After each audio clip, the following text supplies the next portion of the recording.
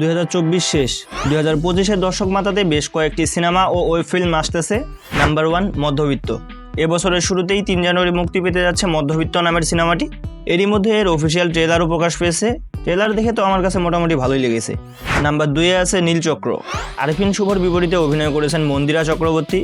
American film মার্কেটে আন্তর্জাতিক premier হলেও বাংলাদেশের মুক্তির দিনক্ষণ এখনও জানা যায়নি। লিস্টের 3 নম্বরে যেটি আছে সেটি হচ্ছে একটি ওয়েব ফিল্ম যেটির নাম হাউস উইট। ভালোবাসা দিবস উপলক্ষে নির্মাতা কাজল আরফিন অমির হাউস উইট মুক্তি পেতে যাচ্ছে। রোমান্টিক ঘরানার ওয়েব ফিল্ম হাউস উইটে অভিনয় করেছেন জিয়াউল ফারুক অপূর্বা ও তাসনিয়া ফারিন। এরপর লিস্টের 4 নম্বরে রয়েছে ঘুমপড়ি।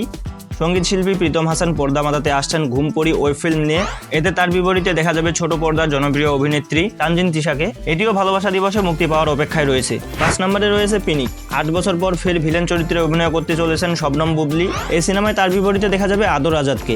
6 নম্বরে রয়েছে জঙ্গলি। গত বছর ঈদুল আজহায় মুক্তি পাওয়ার কথা থাকলেও নানা কারণে জঙ্গলি আলোর মুখ দেখেনি। সিয়াম আহমেদ অভিনীত এই সিনেমা এখন আসছে রোজার ঈদে মুক্তি পাওয়ার অপেক্ষায় রয়েছে। 7 নম্বরে রয়েছে শাকিব খানের বরবাদ সিনেমাটি। এরই মধ্যে মেহেদী হাসান হৃদয় পরিচালিত বিগ বাজেটের বরবাদ সিনেমাটির ফার্স্ট লুক মোশন পোস্টার প্রকাশ পেয়েছে। বরবাদ সিনেমার মাধ্যমে দ্বিতীয়বারের মতো পর্দায় জুটি গড়তে দেখা যাবে শাকিব খান ও ইথিকা পালকে।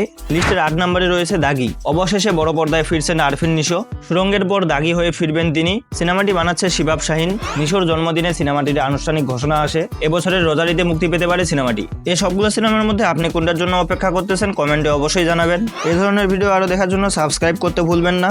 এছাড়া জয়েন হতে পারেন ইনস্টাগ্রাম, টুইটারে, ডিসক্রিপশনে সবগুলো লিঙ্ক দেওয়া আছে। This is Rifat Sarkar and you are awesome.